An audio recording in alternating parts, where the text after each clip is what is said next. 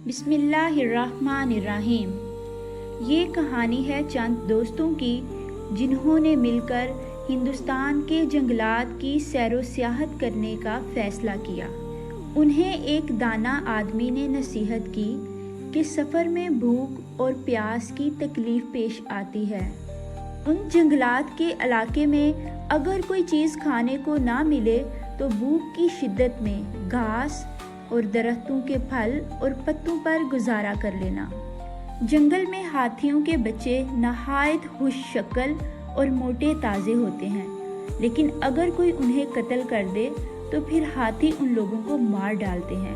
خبردار، بھوک کی شدت میں ہاتھی کے کسی بچے کو لقمہ نہ بنانا، لیکن اگر تم نے ہاتھی کے بچے کو بھون کھایا تو ان کی ماں آہوزاری سے آسمان سر پر اٹھا لیتی ہے اور پھر وہ تمہیں زندہ نہ چھوڑے گی۔ گھاس اور پتے کھا کر گزارا کر لینا، مگر ہاتھی کے بچے کو نہ مارنا۔ اپنی بات کو جاری رکھتے ہوئے اس دانا آدمی نے کہا کہ میں نے اپنا فرض ادا کر دیا ہے۔ اگر تم نے لالچ کی وجہ سے میری نصیحت پر عمل نہ کیا تو پھر تمہاری خیر نہیں۔ سارے دوستوں نے اس دانا کی نصیحتوں کو سنا اور سیر و تفریح کے لیے روانہ ہو گئے۔ سیر و تفریح کرتے ہوئے ایک جنگل میں پہنچے۔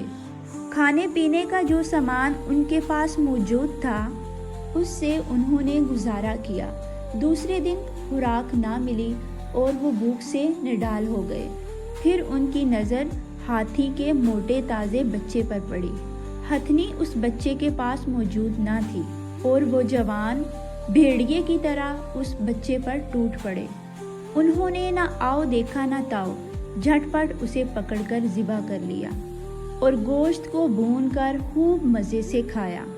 لیکن ان میں سے ایک نوجوان نے اس دانا آدمی کی نصیحت پر عمل کرتے ہوئے گوشت کو نہ کھایا۔ تھوڑی دیر بعد گوشت کے خمار سے تمام مست ہو کر سو گئے، لیکن جس نے گوشت نہیں کھایا تھا وہ ابھی جاگ رہا تھا۔ پھر نہ جانے کہاں سے اس بچے کی ماں ہتھنی چیختی چلاتی ادھر آ نکلی، لیکن جب اس نے ذبیحہ کا خون دیکھا تو شدت غم سے اور غصے سے پاگل ہو گئی۔ پہلے وہ اس نوجوان کے قریب آئی جو ابھی تک جاگ رہا تھا، لیکن اس نوجوان سے اسے اپنے بچے کے گوشت کی بو نہ آئی۔ پھر ہتھنی نے ان سوئے ہوئے نوجوانوں کے گرد 3 مرتبہ چکر لگایا۔ ان میں سے ہر ایک سے اسے اپنے بچے کے گوشت کی بو آئی۔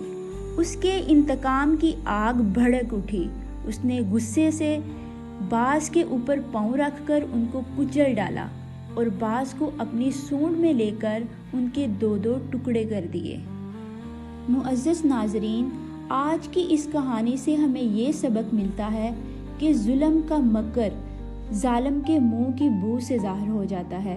ظالم کو ایک نہ ایک دن اس کے کیے کی سزا مل کر رہتی ہے، اس لیے ظلم سے اپنے ہاتھ روک لینے چاہیے اور یہ یاد رکھنا چاہیے کہ یہ دنیا مکافات عمل ہے، یہاں جیسا کریں گے ویسا ہی بھرنا پڑے گا۔